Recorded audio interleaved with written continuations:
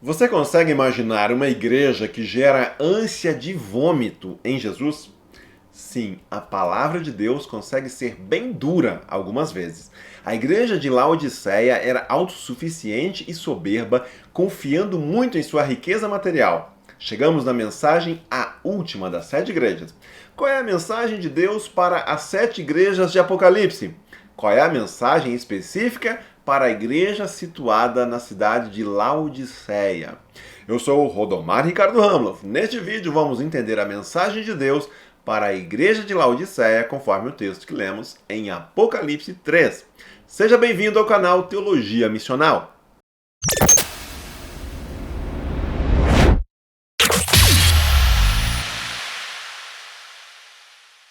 Ao anjo da igreja em Laodiceia escreva: estas são as palavras do Amém, a testemunha fiel e verdadeira, o soberano da criação de Deus. Conheço as suas obras, sei que você não é frio nem quente. Melhor seria que você fosse frio ou quente. Assim, porque você é morno, nem frio nem quente, estou a ponto de vomitá-lo da minha boca. Você diz: estou rico, adquiri riquezas e não preciso de nada. Não reconhece, porém, que é miserável, digno de compaixão, pobre, cego e que está nu. Dou-lhe este conselho: compre de mim ouro refinado no fogo e você se tornará rico. Compre roupas brancas e vista-se para cobrir a sua vergonhosa nudez. E compre colírio para ungir os seus olhos e poder enxergar. Repreendo e disciplino aqueles que eu amo. Por isso, seja diligente e arrependa-se. Eis que estou à porta e bato. Se alguém ouvir a minha voz e abrir a porta, entrarei e cearei com ele e ele comigo. Ao vencedor darei o direito de sentar-se comigo em meu trono, assim como eu também venci e sentei-me com meu Pai em seu trono. Aquele que tem ouvidos, ouça o que o Espírito diz às igrejas. A cidade de Laodiceia ficava numa importante e movimentada rota comercial da época. Também estava situada entre 2 importantes rios e, junto com Hierápolis e Colossos, formavam uma importante coligação de cidades que compunham a região da Frígia. O nome da cidade foi uma homenagem à esposa do fundador, Antíoco. Ela se chamava Laodice. Ainda mais uma característica dessa cidade é que, enquanto outras cidades se revoltavam contra Roma, Laodiceia permanecia fiel ao império e assim continuava prosperando. Havia outros fatores que contribuíram para a prosperidade dessa cidade, como é o caso da produção de uma lã preta das ovelhas ali da região.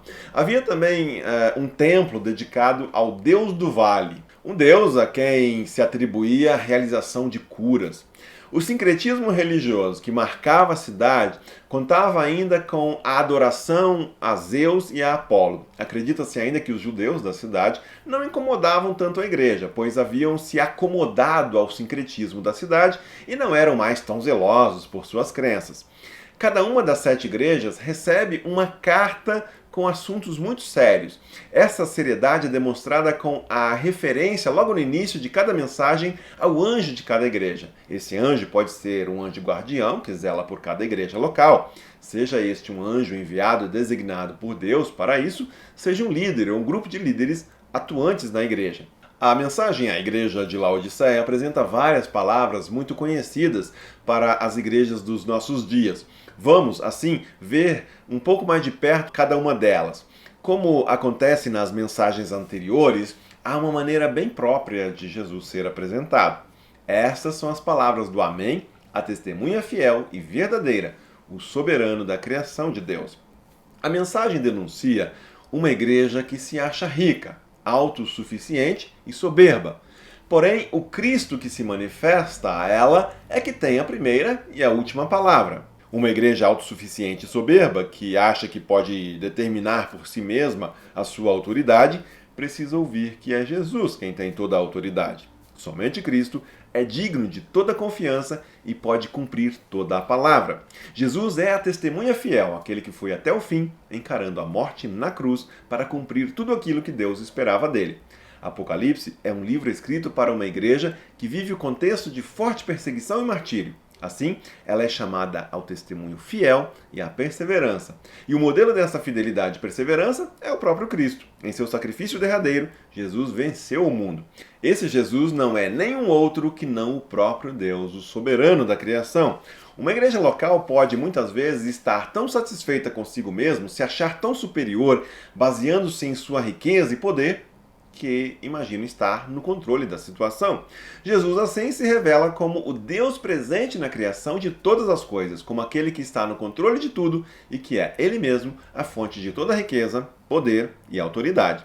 A mensagem, então, passa a tratar dos pontos fortes observados em Laodiceia. O problema é que parece não haver muita coisa nesse sentido. A mensagem parece até conter certa ironia, semelhante ao que ocorre à mensagem da igreja de Sardes.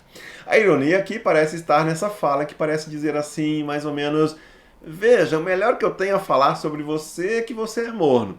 Muitas pessoas não compreendem bem ironia, pois uma fala irônica quer dizer exatamente o contrário daquilo que está expressando pelas palavras. Laodiceia tinha próximo de si duas cidades: Hierápolis, conhecida por suas águas termais. Outra era Colossos, conhecida por suas fontes naturais de água fresca. Laodiceia não tinha água, ela precisava canalizar a água dessas duas cidades vizinhas, especialmente de Hierápolis. E a água canalizada chegava morna para os seus habitantes. Assim, ela não era nem fresca para consumo e nem possuía mais, como água quente, as suas propriedades medicinais. Ou seja, a ideia de mornidão aplicada à igreja era de esterilidade e inutilidade. A igreja de Laodiceia não era nem uma fonte de cura e nem uma fonte revigorante. Sendo morna, a igreja era estéril, de nada servia. Tentar beber uma água morna, repleta de sedimentos e carbonato de cálcio, poderia gerar ânsia de vômito. Uma igreja assim, morna, estéril, praticamente inútil, não pode escutar de Jesus outra palavra que não seja a de juízo iminente. Porque você é morno, nem frio nem quente, estou a ponto de vomitá-lo da minha boca. Pode ser que, ao olharmos simplesmente para a água, não identifiquemos de imediato a sua temperatura. Pode ser que também uma igreja observada apenas exteriormente não reflita o que realmente se passa com ela. No caso de Laodiceia, era uma igreja que até podia ainda parecer bela por fora, mas estava doente por dentro. Você consegue imaginar uma igreja que gera ânsia de vômito em Jesus? Se existe uma combinação de fatores que pode ser mortal para o cristão, é a autossuficiência aliada à complacência. Esta parecia ser a condição denunciada em Laodiceia. Você diz: estou rico, adquiri riquezas e não preciso de mais nada. A cidade era muito rica, havia ali cidadãos extremamente ricos. Isso também acabava sendo algo que se refletia na igreja local. Claro que a riqueza em si não é o problema, mas sim o sentimento de superioridade, de autossuficiência, de arrogância e soberba que isso acaba gerando. Laodiceia, assim como outras cidades da região, ficava numa área que era atingida por terremotos. Quando estes eram mais severos, chegavam a devastar uma cidade inteira. E para que as cidades pudessem se reconstruir, dependiam de Roma, de auxílio do Império. Mas Laodiceia não. Num desses terremotos ocorridos aí por volta do ano 60, ela se orgulhava de terem reconstruído a cidade sem a ajuda de Roma. Detalhe: eles fizeram questão de reconstruir a cidade com uma arquitetura e edificações ainda mais grandiosos do que antes. A igreja pode acabar aceitando essa cultura, acreditando que riqueza material é sinônimo de riqueza espiritual. Enquanto esse povo se olha no espelho e se orgulha, enxergando a sua pompa, a sua riqueza, Jesus a enxerga como ela realmente é. Não reconhece, porém, que é miserável e digno de compaixão, pobre, cego e que está nu. É muito triste quando uma igreja chega ao ponto de se tornar cega a respeito da sua própria realidade. Sua presunção não permite mais que ela enxergue quem e como ela realmente é.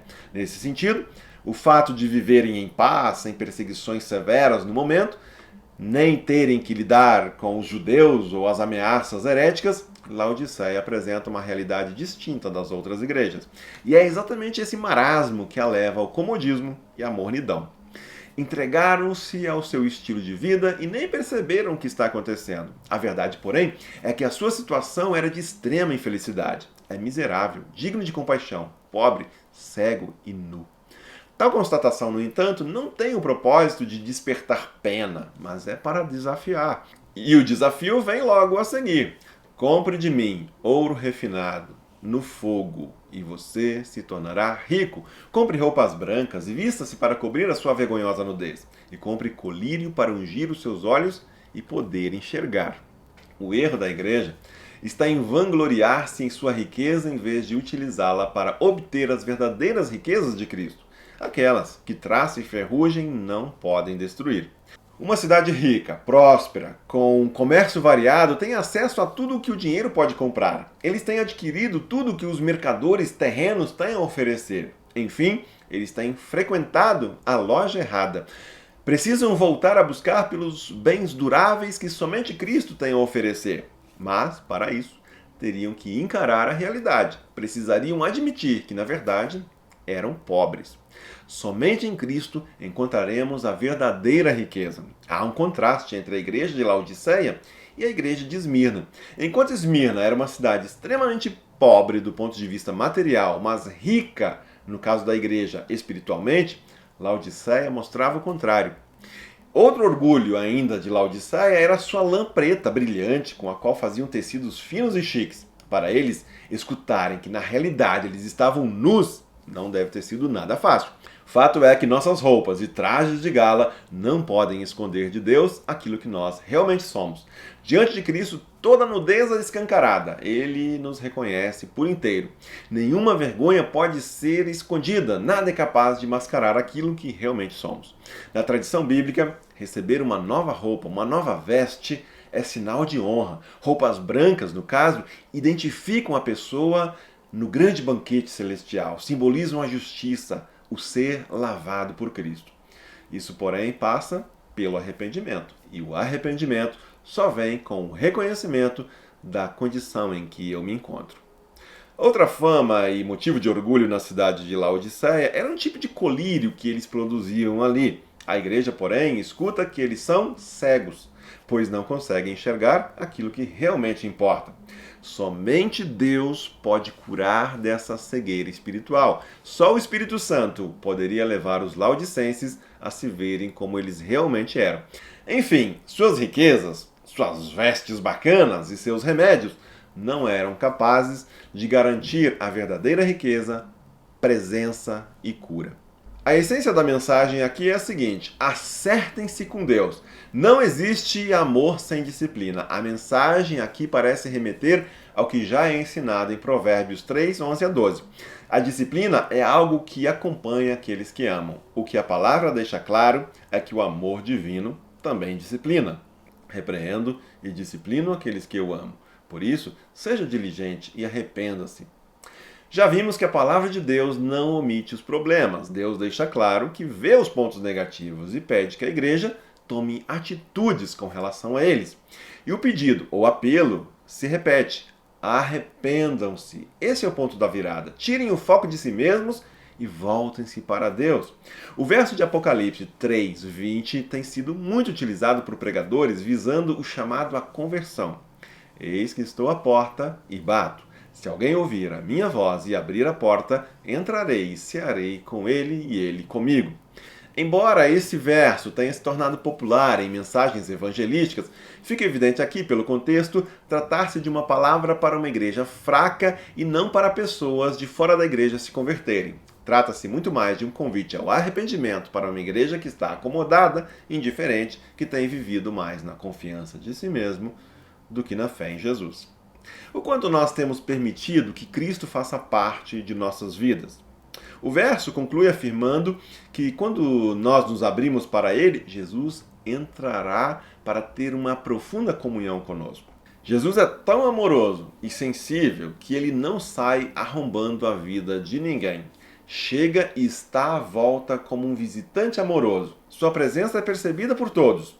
Ele bate respeitosamente na porta de nosso coração.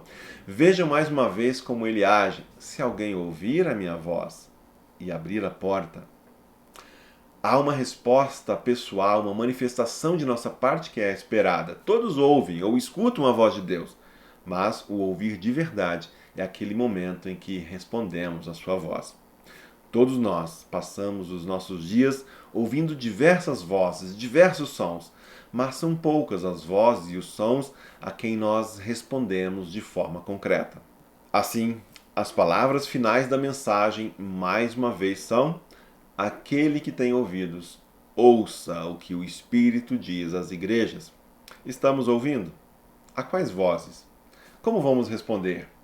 Muitas igrejas, também hoje, vivem satisfeitas e acomodadas em sua prosperidade.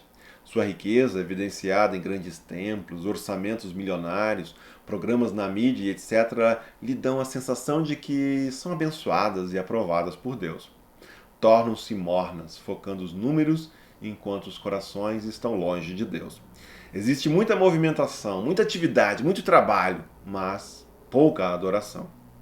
Deus passa a ser apenas um objeto a ser utilizado para atingir determinados fins. Em sua riqueza, poder e sucesso, vão conquistando o mundo à custa de suas almas. O problema com aqueles que se satisfazem com as riquezas e os prazeres que o mundo pode oferecer é que estão satisfeitos com isso. Logo, é como Jesus disse em Lucas 6,24: estes já receberam a sua consolação, já receberam a sua recompensa. Não conseguem mais erguer os olhos e mirar algo maior. Muitos só perceberão quando a perseguição, o fogo, a tribulação e, finalmente, o juízo vier. Aquele que tem ouvidos, ouça o que o Espírito diz às igrejas. Que Deus abençoe você e seja você uma bênção.